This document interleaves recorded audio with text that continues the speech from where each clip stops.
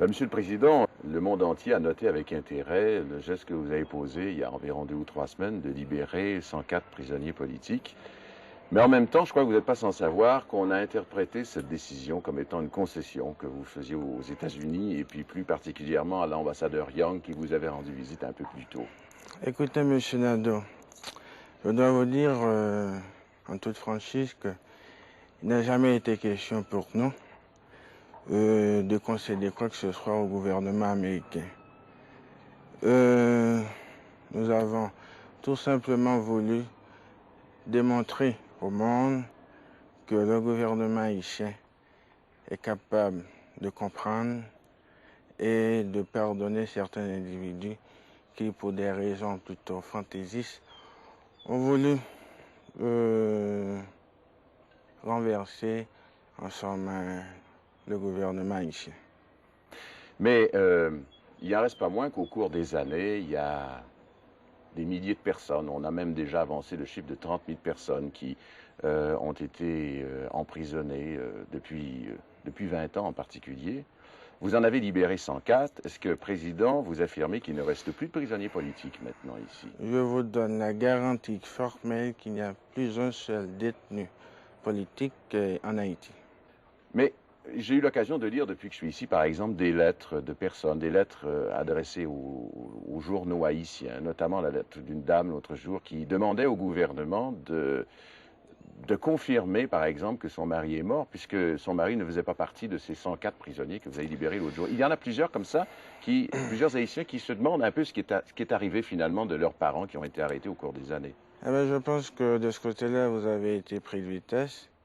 En ce qui a trait à ce chapitre, je vous demanderai de vous référer aux récentes déclarations faites par le ministre de l'Intérieur. Oui, M. Gentil, je crois, a dit qu'il y aurait des certificats de décès qui seraient émis. Bien entendu, après enquête.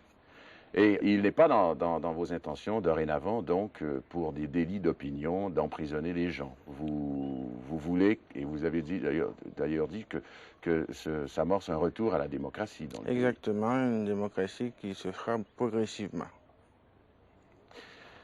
Pour en revenir aux opposants à votre régime, vous savez qu'il y en a un certain nombre qui vivent aux États-Unis, au Canada, à Montréal même. Vous avez déjà, il y a quelques années, invité ces adversaires du duvalierisme à rentrer dans le pays. Est-ce que vous pourriez réitérer cette invitation maintenant?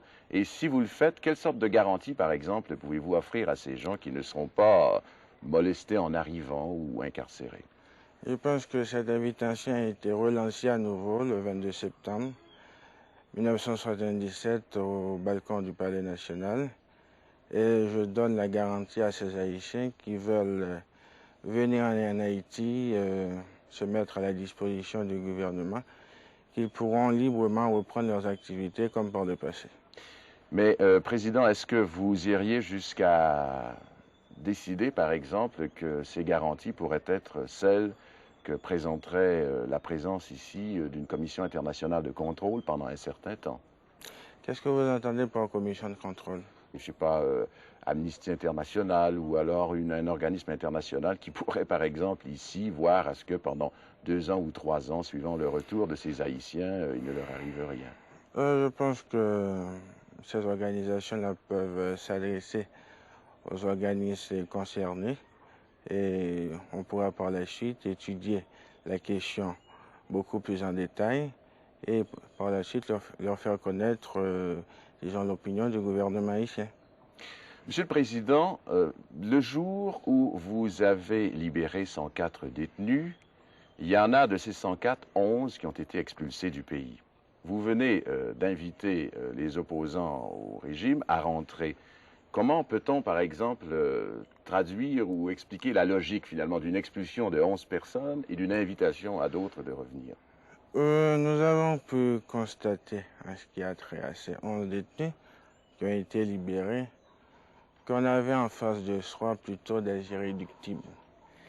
Des types qui n'avaient qu'un seul but, jeter le pays dans le carreau en semant la panique, par exemple en utilisant des bombes et même en assassinant certains officiels du gouvernement. Or, je ne sais pas si vous avez fait la remarque, et on semble constater ce qui se passe de nos jours à travers le monde. Nous n'avons pas besoin de telles situations en Haïti. Donc c'est la raison principale qui nous a porté à demander à Saint-Michel de laisser le territoire. Bon, revenons-en maintenant à cette décision que vous affirmiez dernièrement de vouloir revenir à des institutions démocratiques. Comment peut-on concilier un retour à la démocratie et puis votre statut de président à vie? En somme, je dois vous dire que je ne suis pas, disons, le premier président à vie en Haïti, d'autant plus qu'il y a eu 8 dans le passé. Il y a eu votre père, je crois, qui est le premier à... Non, pas le premier, il a été le 8e. 8e président à vie. Le 8e président à vie. Vous me prenez de vitesse une fois de plus. Donc, autant dire qu'il n'y a rien de nouveau sur la planète. Mais si, par exemple, vous voulez provoquer, organiser un retour à une vie démocratique ici, est-ce qu'on peut concevoir que la démocratie puisse véritablement s'exercer si vous, Excellence, vous n'acceptez pas un jour, par exemple, à l'occasion d'une campagne électorale, de remettre, si vous me permettez l'expression, votre titre en jeu? Écoutez, nous voulons avant tout éviter une situation plutôt chaotique. Et je dois remonter, si vous le voulez, en 1957, parce qu'à cette époque-là, le pays se trouvait au bord de l'abîme. Et je dois vous signaler également qu'en moins d'un an, le pays a connu à peu près 4 ou 6 chefs d'État. Donc, le président Duvalier, connaissant très bien la mentalité, en somme, de l'Haïtien, a voulu avant tout avoir une situation tout à fait stable afin de solutionner les problèmes d'ordre économique et social. Et c'est comme ça que, finalement, ce référendum l'a consacré comme président à vie. Exactement. Mais, si vous permettez, Excellence, je vous repose tout de même la question. Est-ce qu'il n'est pas concevable un jour que le président Jean-Claude Duvalier soit candidat dans une élection? Est-ce que vous éliminez tout à fait cette perspective? Non, c'est pas que ce soit impossible. Mais je pense qu'il est encore trop tôt. Quand vous parlez d'un retour à la démocratie, vous pensez donc peut-être à une vie de parti politique. Est-ce qu'il serait possible, vous étant président, que, par exemple, pour la Chambre des députés, il y ait différentes tendances qui se confrontent à l'occasion d'une élection? Un parti conservateur, un parti plus progressiste. Est-ce que c'est une chose qui est concevable? C'est pourquoi je vous ai dit il y a quelques minutes que la démocratisation devra se faire progressivement. Parce que vous avez pu vous rendre compte qu'avec la multiplicité des partis un peu partout à travers le monde, ça n'a rien donné. Il n'y a eu que des problèmes en somme. Vous n'avez qu'à voir actuellement ce qui se passe en Italie. Vous savez que depuis plusieurs années, quand on pense à Haïti, on pense dans le monde aux tontons macoutes. Et il est exact que les tontons macoutes sont beaucoup moins actifs depuis que vous êtes président qu'avant. Mais maintenant, on ne parle plus de tontons macoutes, on commence à parler des léopards. Est-ce que vous pourriez nous dire si les léopards n'ont pas finalement remplacé, comme protection du président, les tontons macoutes qui étaient bien nombreux et actifs sous votre père? Je pense que de ce côté-là, on vous a plutôt mal renseigné. Les léopards constituent plutôt nos forces contre, par exemple, la guérilla. Et je dois vous dire également que j'ai pris cette initiative, c'est parce que j'ai été témoin des difficultés que le président Duvalier a eues. Il a dû faire face dans le passé, par exemple, à 11 invasions, sans compter les invasions avortées.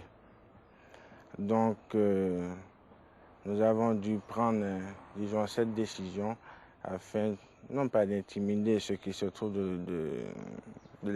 à l'extérieur, mais disons plutôt dans le but de les dissuader.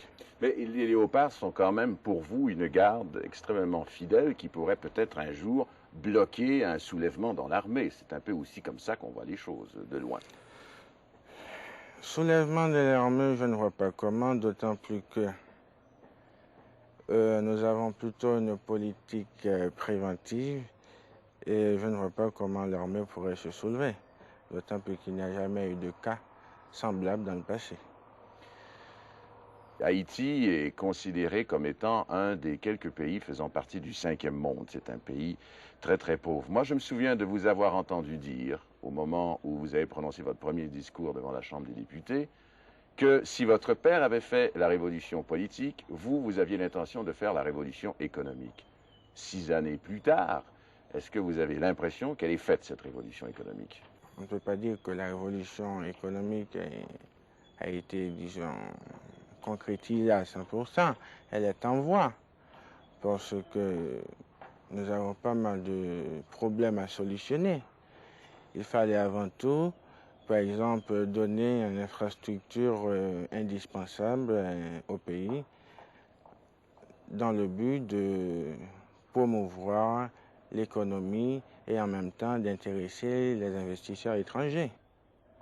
Il est un fait qu'il y a beaucoup de projets qui sont en marche maintenant, sauf que votre pays, qui a déjà été un pays parmi les plus importants exportateurs de sucre, par exemple, est obligé maintenant d'en importer, de même qu'il importe du riz.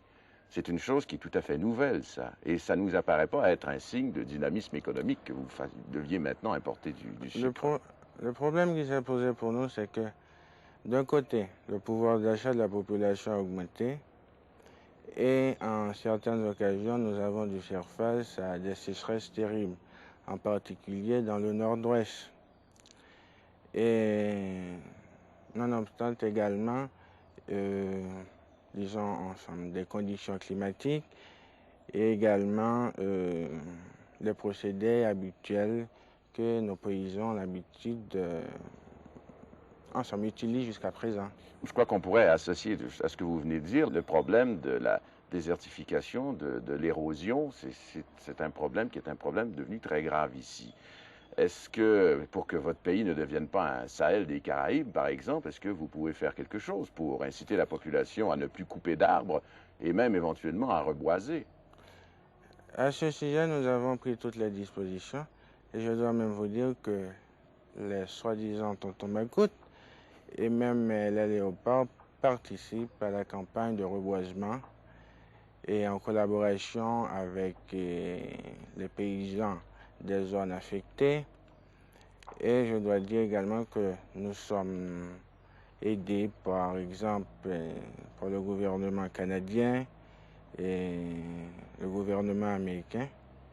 Et actuellement, nous sommes en train d'expérimenter certains types de combustibles que le paysan pourra utiliser à l'avenir. Parce que ce qu'il faut dire aux téléspectateurs canadiens, je pense que si finalement il y a de moins en moins de bois, c'est que les paysans se servent des arbres pour fabriquer du charbon de bois et pour faire cuire leur nourriture. Alors vous pensez donc à d'autres types de combustibles. Exactement.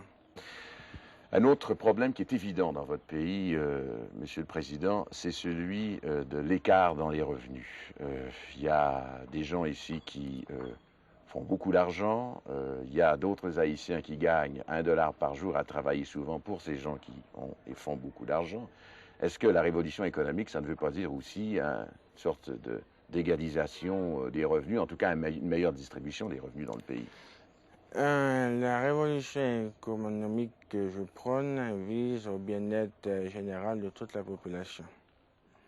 Bien entendu, nous savons très bien qu'il y a des situations plutôt anormales que nous pourrons non seulement améliorer, mais éliminer au fur et à mesure.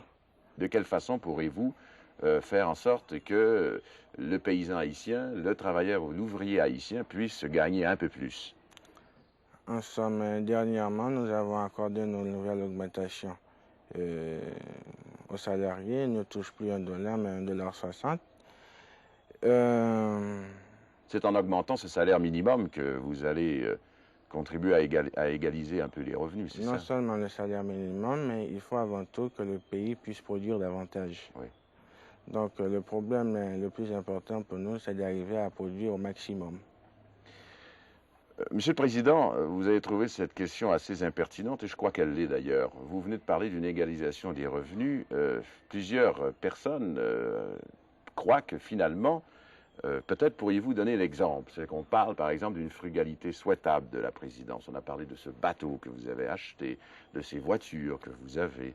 Comment par exemple peut-on justement concilier cette vie qui est la vôtre avec la nécessité d'améliorer la condition de l'haïtien? Je pense que les gens ignorent tout à fait quels sont les sacrifices que j'ai dû consentir. Et à mon tour, je demanderai à ces éternels détracteurs, en somme, qui occupaient les avenues du pouvoir bien avant le président Duvalier, qu'est-ce qu'ils ont laissé, disons, après leur passage à ce pays? Vous voulez dire que quand votre père a pris le pouvoir, les caisses étaient vides? Complètement. Et elles ont été reconstituées depuis? Le président Duvalier n'a trouvé que des dettes à son arrivée au pouvoir. Il a dû même consentir un emprunt dans le but de payer les employés d'État. Vous avez dit tout à l'heure que vous avez consenti de lourds sacrifices et que pour cette raison-là, finalement, ces personnes dont vous parlez ne devraient pas vous reprocher d'avoir un bateau. C'est bien ça? C'est bien ça. On a aussi dit, ces mêmes personnes qui ne vous aiment pas beaucoup, les adversaires par exemple du duvalierisme, ont dit cependant que la famille, votre famille, a amassé des sommes fabuleuses qu'elle a placées dans des comptes ailleurs en Suisse. Est-ce que le président Duvalier est un homme riche? Je ne pense pas. Disons que nous pouvons vivre décemment, mais comparativement à certains individus, nous sommes loin de l'être. Ce que vous dites, c'est que vous êtes moins riche que certains Haïtiens qui vivent ici, qui ne font pas de politique. Bien entendu. Merci beaucoup, Monsieur le Président. Je vous en remercie.